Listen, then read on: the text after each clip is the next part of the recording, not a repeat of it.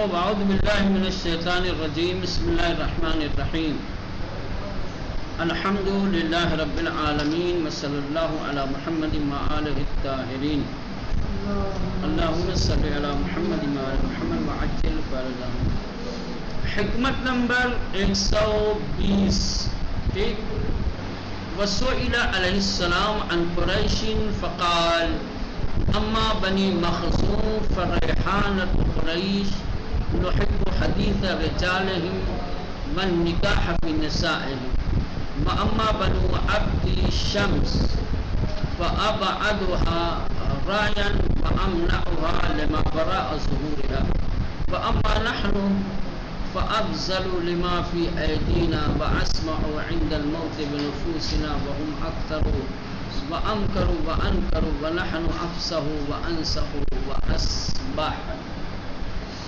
چلیں حکمت نمبر 120. اس حکمت میں قریش کے کچھ صفات، کچھ خصلتیں، کچھ خوبیاں، کچھ امتیازات بیان کیے ہیں مولا نے.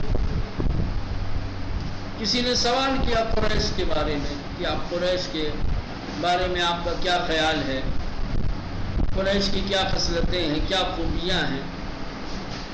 اس موقع پہ امام نے فرمایا کہ قریش والوں کی خوبیاں کیا ہیں. قریش میں بھی مثلاً کی کچھ الگ الگ خاندان ہیں اسی میں، جیسے بنی مخزوم، یہ بھی اسی کا قریش کا ہی حصہ ہے، جس میں ابو جہل جیسا شخص بھی شامل ہے. ولید بھی اسی میں کا ہے، اس کا بھی تعلق سے. بنو عبد شمس سمجھے، بنی امیہ وہ سب یہ، اسی میں اہل بیت اطہار بھی سمجھ رہے ہیں. تو اس میں قبیلے بنو مخزوم اور بنی عبد شمس اور اہل بیت اطہار، تینوں کے امتیاز بتائیں کہ فرق کیا ہے، خوبیاں کیا ہیں، اس میں کون سی اچھائی ہے، اس میں کون سی اچھائی نہیں ہے. سئل عن قریش، امام علیہ السلام سے قریش کے بارے میں سوال کیا گیا، پوچھا گیا کیسے ہیں قریش، ان کی خصلتیں کیا ہیں، خوبیاں کیا ہیں. فقال، تو امام علیہ السلام نے فرمایا کہ قریش میں سے اما بنو مخزوم، سب سے پہلے تو بنی مخزوم جو اس کا ایک حصہ ہے. فریحانۃ قریش، بنی مخزوم یہ قریش کے خوشبودار پھول ہیں. بنی مخزوم کیا ہے؟ یہ قریش کے مہکتے ہوئے پھول ہیں. ریحانہ خوشبودار چیز کو، گل کو، پھول کو کہا جاتا ہے. اما بنو مخزوم، لیکن بنو مخزوم فریحانۃ قریش، یہ کیا ہے؟ قریش کے مہکتے پھول ہیں. نحب حدیث رجالہم، ان کے مردوں سے بات چیت اور گفتگو مزہ آتا ہے، باتیں بڑی اچھی کرتے ہیں، خوش کلام ہیں، خوش گفتگو ہے، خوش سخن ہیں. نحب، ہم پسند کرتے ہیں، دوست رکھتے ہیں. حدیث رجالہم، ان کے مردوں سے بات کرنا، ان کے مردوں سے بات کرنا مجھے پسند ہے، ہمیں پسند ہے. والنکاح فی نسائہم، ان کی خواتین کے ساتھ نکاح بھی مجھے بہت پسند ہے. یعنی بنی مخزوم کے مرد گفتگو میں جتنے خوبصورت ہیں، ان کی خواتین نکاح میں اتنی خوبصورت ہیں. یہ خوش کلام ہیں، یہ خوش جمال ہیں. بس سمجھ میں، ان کے مردوں کی اچھی خوبی یہ ہے کہ یہ باتیں بڑی اچھی کرتے ہیں. ان کے عورتوں کی اچھی خوبی یہ ہے کہ یہ بڑی خوبصورت ہوتی ہے، بڑے حسن کی مالک ہوتی ہے. بات کرنا ہو تو ان کے مردوں سے، نکاح کرنا ہو تو ان کی عورتوں سے. ٹھیک ہونا. تو یہ ہو گیا بنی مخزوم کا. اما بنو عبد شمس فابعدها رعیا، لیکن قبیلے عبد شمس یہ بڑے دور اندیش ہوتے ہیں. ابعدها رعیا یعنی دور اندیش، دور کی سوچتے ہیں، آئندہ نگر ہے، آئندہ نگر ہے.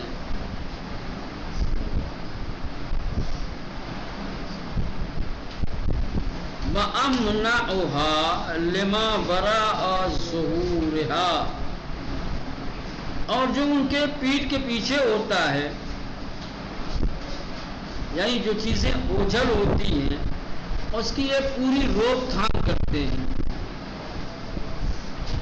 جو آگے اس کے بارے میں سوچتے ہیں، جو پیچھے گزر گیا ہے اس کو پھر سے اپنے اوپر حاوی ہونے نہیں دیتے، اس کی روک تھام کا پورا بندوبست کر لیتے ہیں. اما بنو عبد شمس، لیکن بنو عبد شمس فابعدها رعیا، یہ بڑے دور اندیش ہیں، آئندہ نگر ہیں.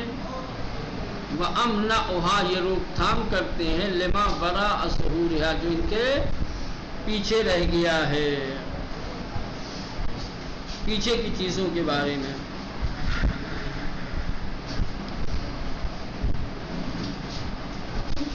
وَأَمَّا نَحْنُ، لیکن ہم بنی ہاشم، ہم بنو ہاشم، اما نحن فافضلوا لما فی ایدینا، ہمارے ہاتھ میں جو کچھ ہوتا ہے اسے بذل بخشش کر دیتے ہیں، خرچ کر دیتے ہیں، لٹا دیتے ہیں، انفاق کر دیتے ہیں. ہم کبھی سرمایہ اپنے ہاتھ میں رکھتے نہیں ہیں، مال پکڑ کے نہیں رکھتے، مٹھی باندھ کے کبھی نہیں رکھتے. پیسہ ادھر آیا ادھر راہ خدا میں خرچ کر کے ختم کیا. وَأَمَّا نَحْنُ، لیکن ہم اہل بیت یا ہم قریش، فَأَبْذَلُوا، بذل کرتے ہیں، بخشش کرتے ہیں، خرچ کرتے ہیں، لما فی ایدینا، جو کچھ ہمارے ہاتھ میں ہوتا ہے. ہم اہل بیت کی یا ہم قریش کی عادت یہ ہے کہ جو کچھ ہمارے ہاتھ میں ہوتا ہے ہم اسے خرچ کر دیتے ہیں، لٹا دیتے ہیں. وَأَسْمَعُ عِنْدَ الْمَوْتِ بِنُفُوسِنَا، اور ایسی بخشش کرنے والے ہیں کہ موت آنے والی ہوتی ہے تو ہم خود کو پیش کر دیتے، لو بھائی لے چلو. ہم خود موت کا استقبال کرتے ہیں، موت سے پیچھے نہیں ہٹتے ہیں. موت آنے پر ہم اپنے جان کا نذرانہ پیش کر دیتے ہیں،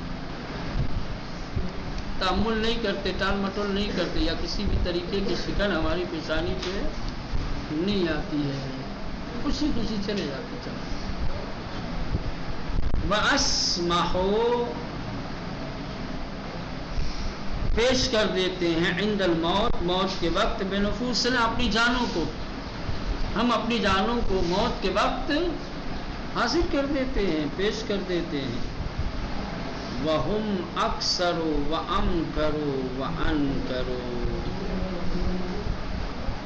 اب یہاں سے وہی بنی عبد شمس کے بارے میں پھر کہہ رہے ہیں. وَهُمْ أَكْثَرُ، تعداد میں زیادہ ہیں، یا آپ سب کو جوڑ لیں قریش کے علاوہ بنی مخزوم میں سے، چاہے آپ بنی عبد شمس ہی بچے گا.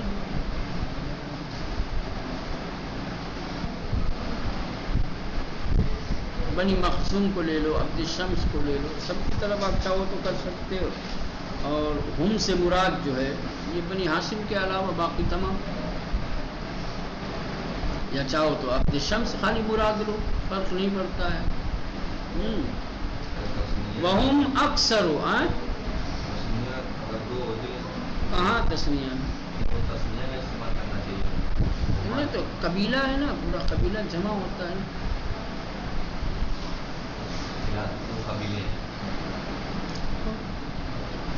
ایک قبیلے کے لیے جب جمع آتا ہے تو دو قبیلے ہوتے ہیں، جب الجمع آنا چاہیے، ایسا نہیں ایسا نہیں چلے ہم اکثر ہو وہ لوگ، اب کیا کہیں گے ہم یعنی بنو عبد الشمس، چلو ٹھیک، وہ لوگ تعداد میں زیادہ ہیں، اکثر ہو یعنی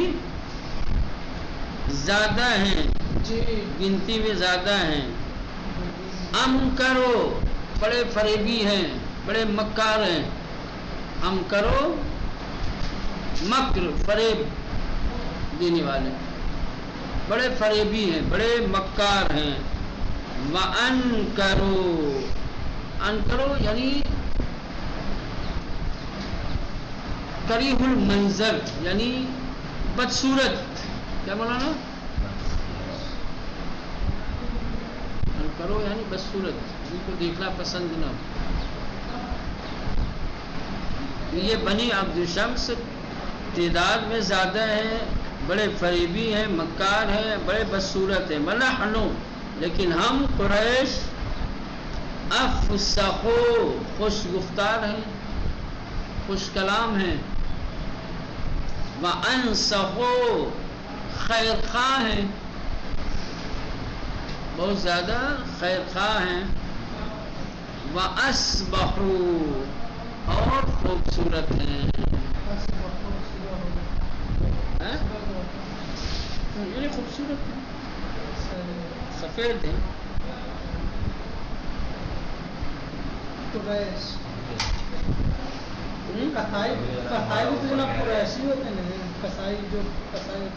کہتے ہیں اپنے آپ کو قریشی، جوڑتے تو ہیں.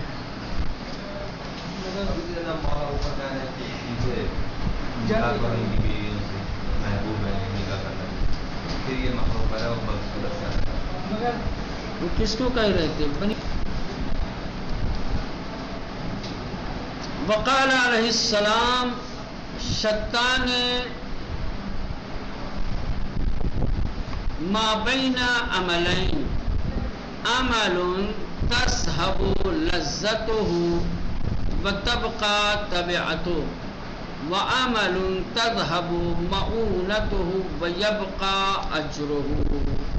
بڑی خوبصورت حکمت ہے، بہترین کلام ہے. امام علیہ السلام نے اپنی اس حکمت میں گناہ اور اطاعت کے عمل کا موازنہ کیا ہے اور دونوں کو سمجھانے کی کوشش کی ہے. کتنا فرق ہے اطاعت میں اور گناہ میں، واجب عمل اور حرام عمل میں کیا فرق ہے؟ کہ ایک عمل وہ ہے کہ جس کی لذت تھوڑی دیر میں ختم ہو جائے گی، لیکن اس کا برا نتیجہ بڑے لمبے سمے تک باقی رہنے والا، جس کی سزا بڑی طولانی ہوگی. کیا ہے؟ گناہ ایسا ہوتا ہے، گناہ کی لذت ہمیشہ تھوڑی باقی رہتی ہے. ایک لمحے کا گناہ کیا، وہ ایک لمحے کا گناہ تھوڑی دیر جب تک آپ نے گناہ کیا لطف اندوز ہوئے، اس کے بعد سزا اس کی اندازہ لگا سکتے. تو ایک وہ عمل کہ جس کی لذت زود گزر ہے، جس کی لذت تھوڑے سے وقت کے بعد چلی جاتی ہے، ختم ہو جاتی ہے، لیکن اس عمل کی سزا ہمیشہ کے لیے باقی رہ جاتی ہے. اور ایک عمل وہ ہے کہ جس کی تکلیف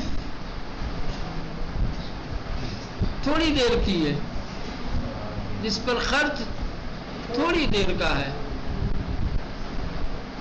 لیکن جو اس کی اجرت ہے، جو اس کا صلہ ہے، جو اس کا ثواب ہے، وہ بڑا عظیم ہے، وہ بڑے لمبے سمے تک تمہیں ملنے والا ہے. بالکل برعکس ہیں دونوں.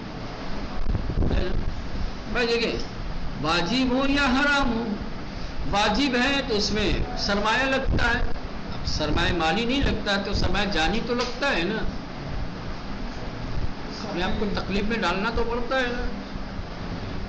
صبح اٹھتے نماز پڑھنے کے لیے، رمضان میں روزہ رکھتے، بہت ساری مسئلے کی جتنے بھی واجب کام ہیں اس میں سرمایہ خرچ کرنا پڑتا ہے، کچھ لگانا پڑتا ہے نا.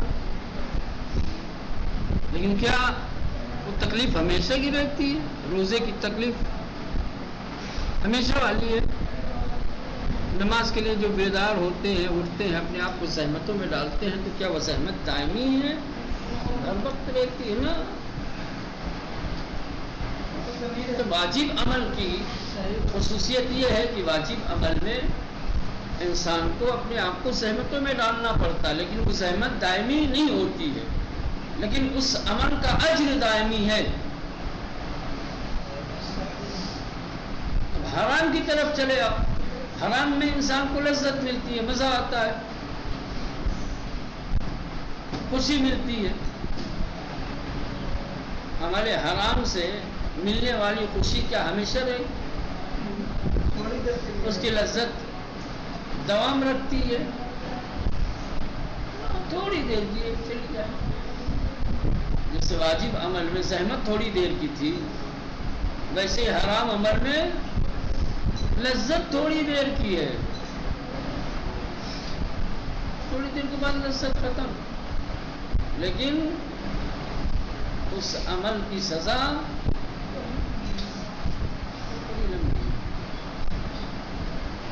اگر اس فلسفے کو انسان سمجھ لے جو امام علیہ السلام نے بیان کیا ہے، تو واجبات کی ادائیگی آسان ہو جائے، حرام سے پرہیز کرنا آسان ہو جائے، حرام کی طرف نہیں جائے گا. ایک لمحے کی لذت کے لیے صدیوں آدمی اپنے آپ کو گرفتار کیوں کرے گا؟ چند لمحے کی زحمت کے عوض میں ہمیشہ ہمیشہ کی راحتی ملنے والی ہے، کیوں چھوڑے بھائی؟ فلسفہ سمجھے تو خوبصورت انداز میں سمجھایا ہے.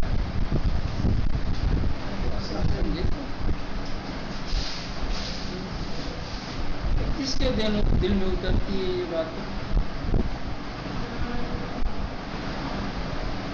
شتان ما بین